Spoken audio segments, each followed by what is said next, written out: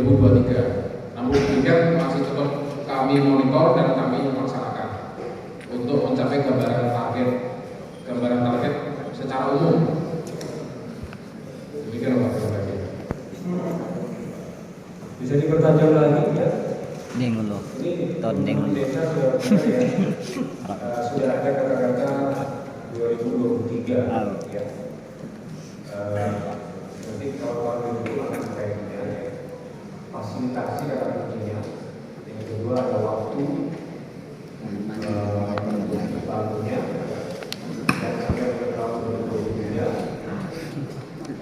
Nah 2023 ini dengan target berapa nih? Tahun tanam berat. Yang akan dikerjakan sekarang? Tahun tanam ini dulu. Tahun tanam tidak pakai yang ada. Oh. Itu pasal nggak tentu pasal mantap. Itu dah ada.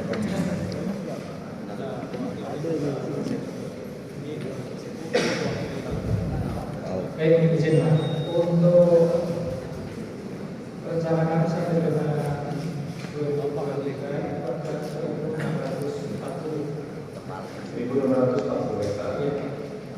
Untuk PT mana ya? PT mana? Untuk PT Plus 1000 berapa Pak? 1.640. 1000 itu terdiri dari Kanola 338 hektar dan Masjid Jaya 1.303 hektar. Kanola berapa? 338 hektar. ada di depan tadi. Masjid Jaya sisanya ya, 310 ya. Tahun tanam berapa Pak? Magarnya 2023. Baru rencana. Ini fasilitasi. Tadi pendek. Rencana. Fasilitasi pembangunan kebun. Mana yang Fasilitasi ada pembangunan kebun. yang listed dulu. Itu yang diberikan. Oh yang teh. Nanti saya ingin bagaimana perbedaan kemudian ya. Supaya tidak persepsi itu bisa berbeda nggak masalah. Cuman ya semua yang benar ya supaya mereka lihat di sini ya. Dan ada BPN di sini. Jadi kita selesaikan supaya di sini jangan terus Sip Pak, sip. berbeda-beda. Jadi kata kunci yang dipakai oleh perusahaan itu adalah terhadap 20% itu benar diakui, ya masih komitmen akan dipenuhi. Dan untuk tahun 2023 ini direncanakan untuk Titus adalah 1.640 hektar, ya. 1.310 hektar diantaranya adalah di Desa Mata. Ya. Nah, kalau saya balik respon dari perusahaan, apakah 1.310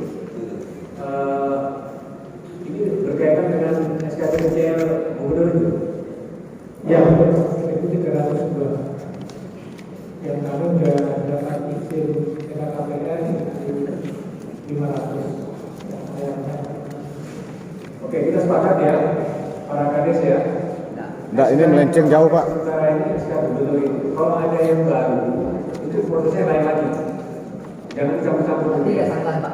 Nanti ada sanggahan Pak. Nanti ada sanggahan. Jadi SK Gubernur ini dulu yang jalan, saran saya. Yang lainnya silakan kita berproses lagi. Karena ini itu belum. Jadi yang 1.300 ini yang harus dikejar oleh Pemprov ya.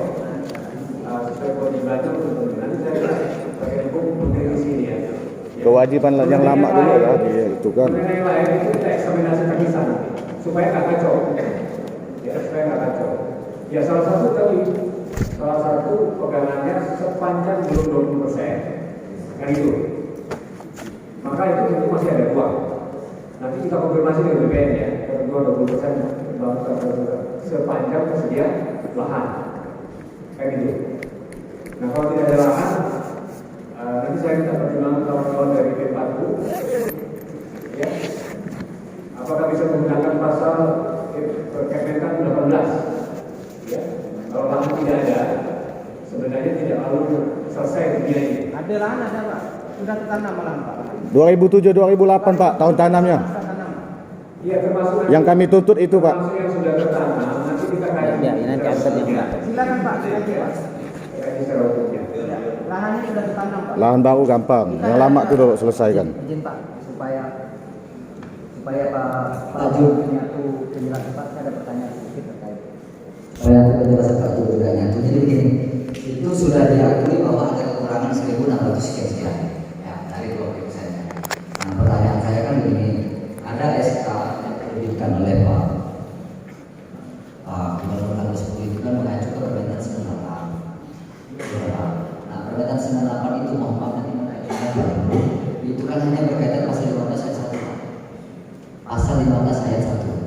Hanya areanya di dalam atau di luar, kan begitu. Nah, pengen saya nanti informasi kita dulu pengen kajian dan termasuk juga dari DPR.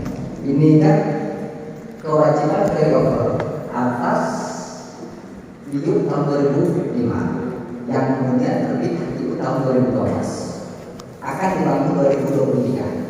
Nah, pertanyaan saya itu betul apakah relevan? Itu satu.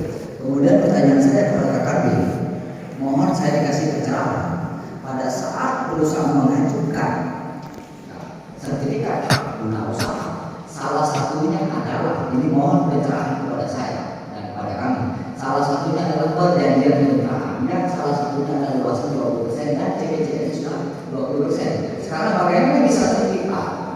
Ya, bagaimana bisa terbit hakimnya sementara SKCPK itu terbit 2019 Pak? Yang untuk memenuhi kewajiban IU 2005 sampai IU 2012 itu mungkin Pak ya dengan kita. Terima kasih. Oke, saya kira poin ini jelas ya. Mudah-mudahan dengan sisa waktu ini kita fokus di situ ya. Dan ada saya sekali menegaskan kita akan coba menyelamatkan SK Gubernur ini dulu ya, yang sudah ada SKCPTA-nya. Mengenai yang lainnya bukan berarti nggak ada ruang, kita prioritaskan itu dulu ya. Dan ini Pak, sorry.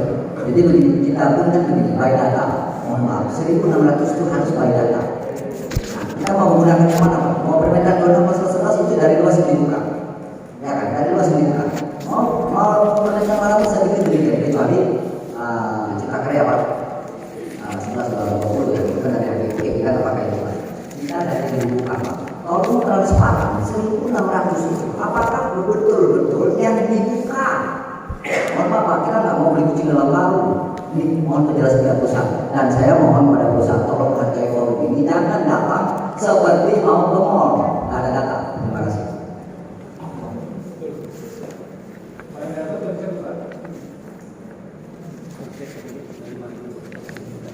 Saya mungkin dari BPN itu lah, ya. Dari BPN itu silakan. Jadi ada sorotan dari Pak Anton itu melalui masyarakat yang berkaitan dengan kewajiban 20% yang dikaitkan dengan penerbitan hari ini terjadi. Sementara porsi 20%-nya itu masih dalam progres ya di sekarang. Dan bagaimana menafsirkan 20% dalam versinya apa? BPR itu ya. Nanti kalau itu nanti lihat dari perspektif Permentan ya, Permentan 26 maupun Permentan 98. Dikasih main kalau adik. Sampai ke depannya Pak.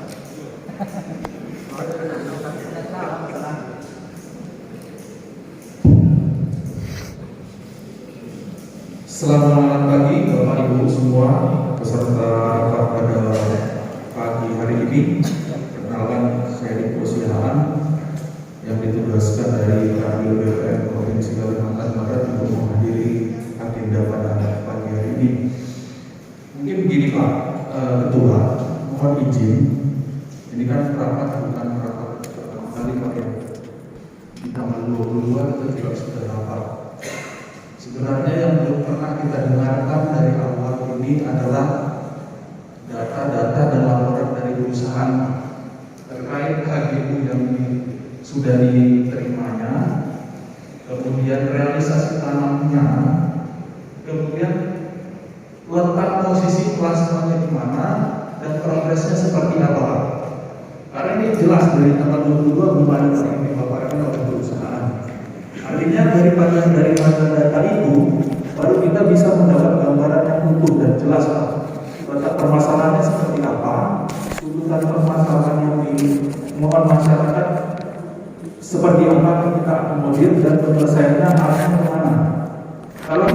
secara tata usaha ini sudah produk sudah diterbitkan Pak, dan sudah melalui prosedur sesuai ketentuan perundang-undangan.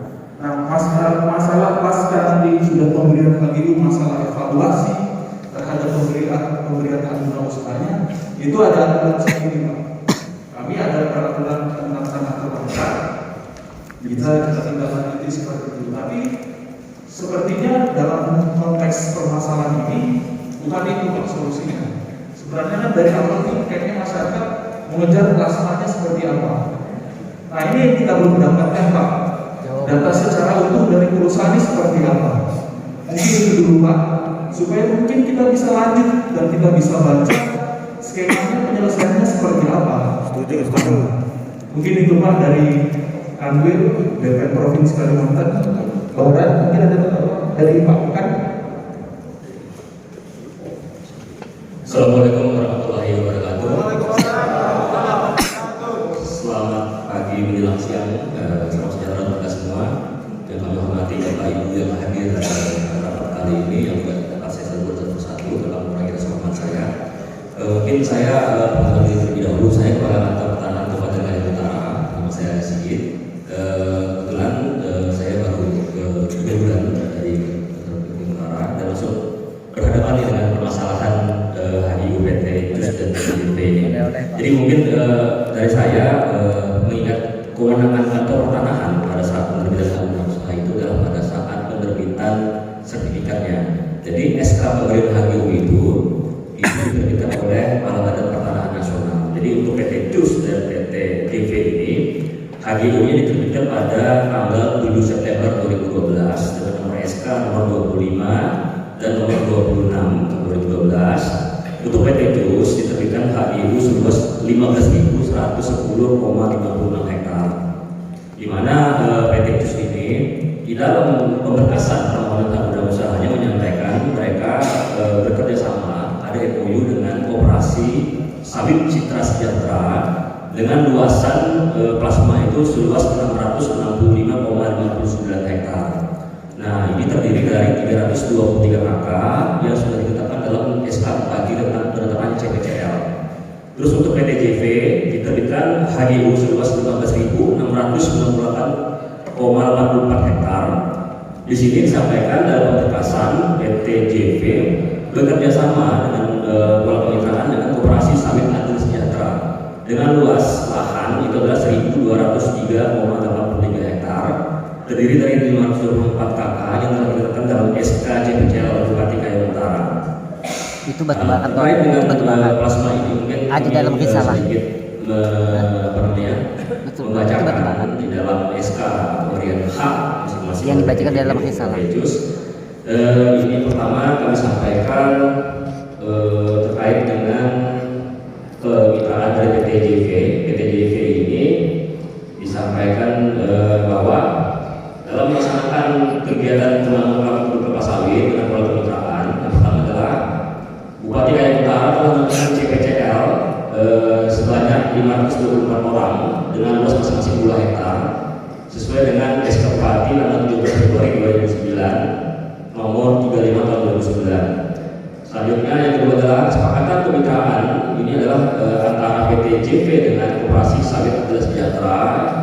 Dan telah ada adendum ini tadi sebelumnya ada MOU tanggal 7 Oktober 2009, ada adendum dengan perjanjian MOU tanggal 9 November 2009. Selanjutnya untuk PT Jelimanio dalam surat pernyataan tanggal 3 Agustus 2009 yang diketahui oleh Ketua Koperasi Petani Sawit Adil Sejahtera, Kadis Kehutanan Perkebunan Kota Kalimantan Utara, Kadis Perkebunan Provinsi Kalimantan Barat menyatakan PT JV dan membentuk kelapa sawit mengikuti pola kemitraan inti plasma 40 dan 20.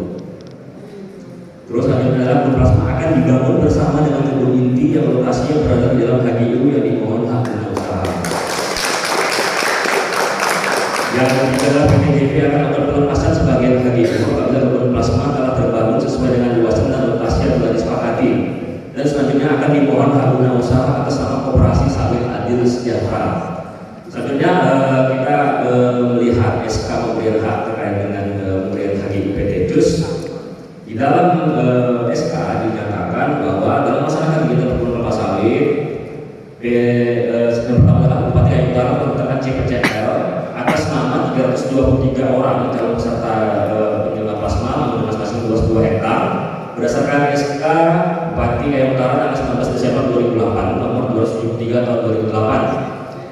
kesepakatan tersebut antara PT JUS dengan Koperasi Petani Sawit Citra Sejahtera sebagaimana perjanjian tanggal 30 Maret 2009. Selanjutnya PT JUS dalam pernyataan 2009 menyatakan PT JUS dalam permohonan kelapa sawit memiliki volume mineral 80 dan 20%. Yang kedua adalah kebun plasma akan dibangun bersama dengan kebun inti yang hasil dari dalam area di bawah kebun usaha.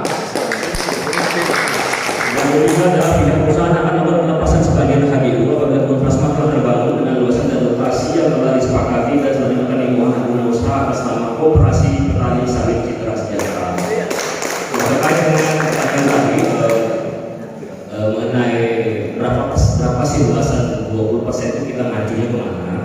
Kita karena dulu melakukan peraturan pemerintah di 26 tahun 2026, ini kan karena permohonan hak undang usahanya itu pada tahun 2009 dan terbit hari itu 2012. Memang pada saat itu ada kewajiban memang untuk komitmen izin usaha perkebunan itu mengalokasikan minimal 20% dari plasma untuk masyarakat sekitar.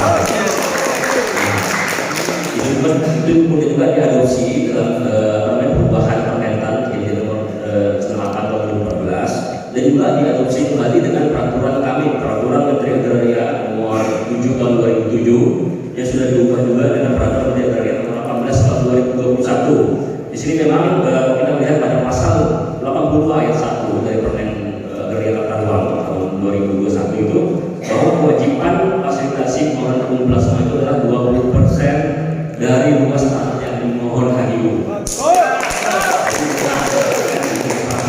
Yang diberikan karena memang posisinya HGU itu kita anggap segala perizinan baik izin lokasi maupun izin usaha perkebunan itu sudah memenuhi masyarakat luasan dan Yang maksimal itu saya kasihkan itu. Dari peraturan tersebut juga menyatakan bahwa memang posisi HGU plasma ini tidak wajib dilaksanakan itu 100% berdasarkan permohonan pertama. Bisa dilakukan secara bertahap, terutama apabila memang dalam perjalanan waktu ternyata dari pihak perusahaan yang HGU ini belum mengalokasikan 20% karena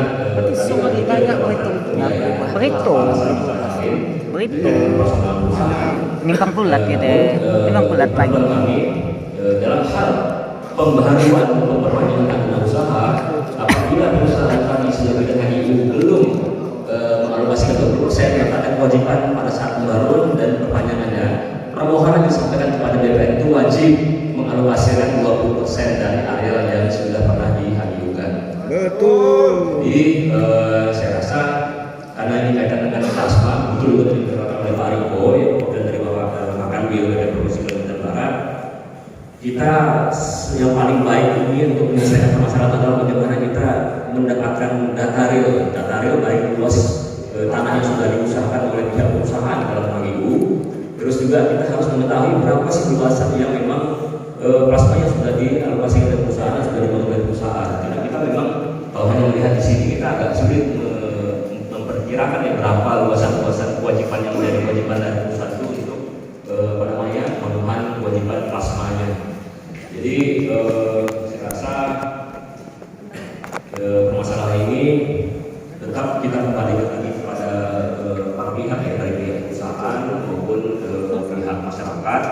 Karena kalau memang kita lihat di sini posisi persentase kewajiban plasma ini belum tergambar kan, kita belum tahu ya. Jadi memang kita baru bisa mengambil kebijakan, mengambil keputusan setelah kita tahu data-data yang saat itu adalah data yang valid. Jadi jangan dengan hanya asumsi-asumsi seperti itu. Terus kaitan dengan HGU juga sebenarnya di dalam SK pemberian HGU itu ada diktum ya dalam memutuskan bagian ke-6 ini menyatakan apabila di dalam tanah yang dikatakan usaha yang terdapat keberatan dari pihak ketiga sejauh perilaku ini menjadi kewajiban atau tanggung jawab sepenuhnya dari penerima hak untuk menyelesaikannya dengan ketentuan peraturan perundang-undangan dengan pihak-pihak terkait. Jadi saya rasa memang penyelesaian permasalahan yang paling baik itu adalah bagaimana permasalahan ini bisa mengakomodasi keinginan dan kepentingan para pihak, baik dari pihak perusahaan, dari pihak masyarakat maupun juga dari pihak pemerintah. Tapi dalam pembangunan beberapa pasar itu ada 3 pilar yang memang harus kita pikirkan, kita sinergikan. Pertama adalah dari pihak perusahaan, mereka ingin mendapatkan profit ya, keuntungan dari usaha dari pihak masyarakat. Jelas tadi ada kewajiban Tadi di PCC pasnya pagi. bisa pemerintah daerah, provinsi. Dari aku nanti. Kalau dalam proyek HGU itu ada kewajiban dari pemegang HGU itu untuk membayar biaya proyek dan tentunya. Yang saya itu cukup lumayan sebagai Bayar. kalau kita bisa sinergikan 3 hal ini, tidak ada lagi kita istilahnya saya berasumsi saya harus begini seperti itu. Kita ikut saja peraturan yang ada, kita ungkapkan bahwa seperti apa. Betul dari Bapak pimpinan rapat menyampaikan harus jelas timeline penyelesaian ini seperti apa. Jadi sama-sama para pihak yang sepakat tadi bertiga itu bisa saling cek dan recheck data balance. Jadi sama-sama mengawasi